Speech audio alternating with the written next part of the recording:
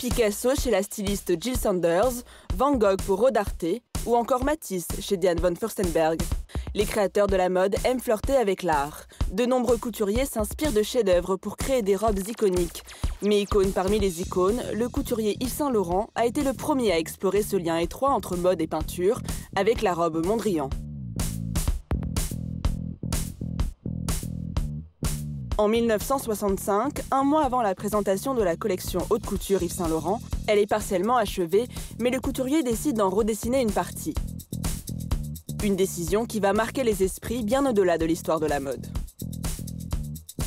Il est tombé sur un livre que sa mère lui avait offert à Noël sur l'artiste Piet Mondrian, qui est le principal artiste en fait du néoplasticisme.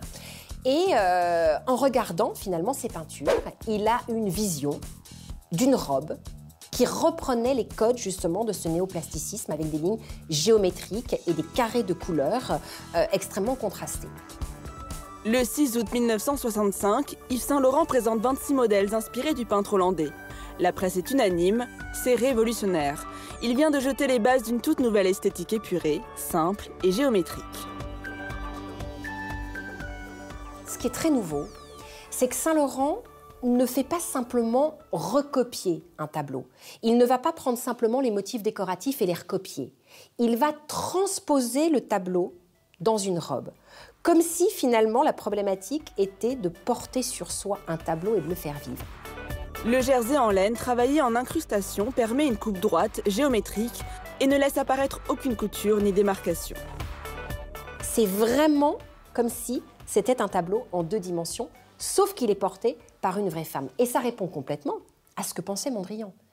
L'idée qu'on doit pouvoir incarner l'art, incarner le tableau.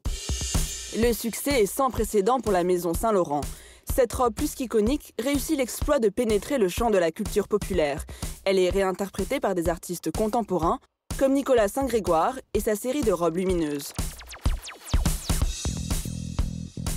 Alors lui, c'est comme s'il avait été un peu plus loin. C'est-à-dire que c'est une étape encore après. Saint Laurent est parti du tableau, il en a fait une robe, il l'a modélisée en 3D.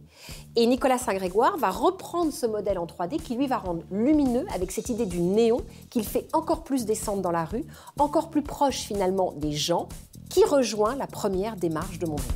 L'illustrateur Alexandro Palombo s'empare de la robe et la fait porter à l'icône mode incontestable de cette culture pop, Marge Simpson. C'est amusant de voir que son dessinateur reprend finalement cette robe Mondrian comme une icône vraiment de la mode. Et ce qui est encore plus amusant sur la représentation, c'est qu'à l'arrière-plan, vous avez un tableau avec la robe Mondrian portée par le modèle de l'époque qui avait fait finalement la couverture photographique. Toujours plus iconique, Barbie aussi a sa propre robe Mondrian, cousue à la main par les mêmes couturières que l'original. Pablo Lobato, illustrateur argentin, immortalise la carrière et l'œuvre du couturier à travers un portrait coloré et audacieux. Dans les couleurs qu'il va employer, il emploie déjà les couleurs Mondrian, comme si finalement la robe Mondrian avait totalement fusionné avec son créateur, tellement il l'a incarné finalement dans l'histoire de la mode. Yves Saint Laurent a largement participé à populariser les compositions de Piet Mondrian. De Louboutin à Castelbajac en passant par Olivier Rostin, nombreux sont les couturiers à lui rendre hommage.